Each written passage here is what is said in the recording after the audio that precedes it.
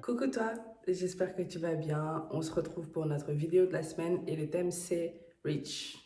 Cette année, on est dans un décollage, hein, n'oublie pas.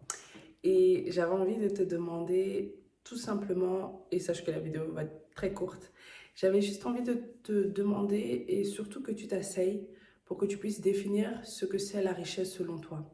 Beaucoup de personnes pensent que la richesse, c'est d'avoir beaucoup d'argent et c'est très bien pour eux.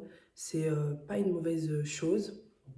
Mais je trouve qu'il est nécessaire et important que chacun définisse la richesse selon soi. Certaines personnes peuvent considérer pour eux la richesse comme étant en bonne santé, d'autres comme étant ou comme faisant partie d'une famille, d'autres comme ayant une grande maison, d'autres comme ayant 1 million d'euros. Et c'est pour ça qu'il est important de définir la richesse selon soi et pas selon les autres. Je sais qu'on est dans une période et dans une ère où les réseaux sociaux prennent énormément de place et par moments redéfinissent un peu ou établissent des standards un peu imposés dans notre vie. On est dans le mois de janvier, on est en train de lancer en fait l'année et c'est la raison pour laquelle il est important de définir aujourd'hui qu'est-ce que la richesse pour nous, qu'est-ce que la richesse pour notre vie, comment on la sent, comment on veut la vivre. Et quand on l'aura défini, je pense qu'on aura mis vraiment les moyens en place. Non, on pourra plutôt mettre les moyens en place pour acquérir cette richesse.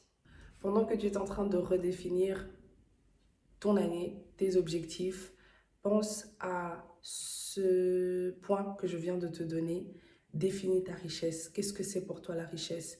Quand est-ce que dans ta vie, tu te sens ou tu t'es senti riche?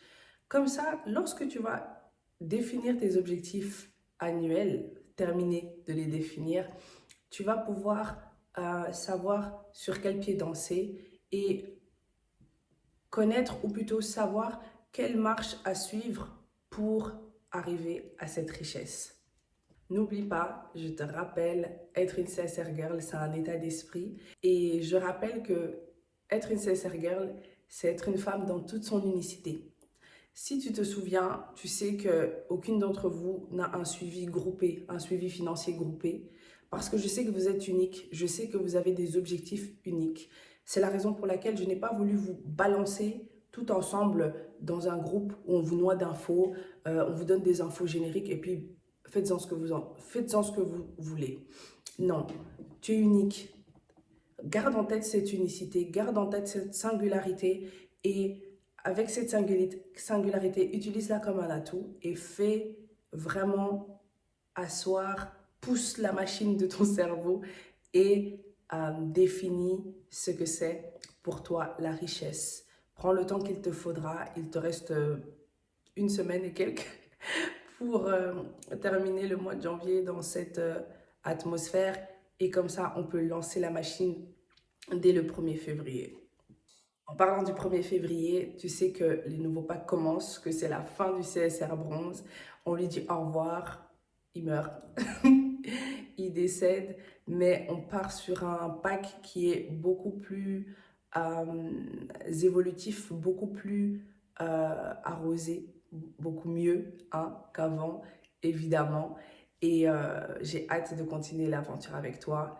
J'ai hâte de te voir évoluer. Et je répète, je suis très contente que tu fasses partie du club CSR et que tu sois cette année une CSR Girl.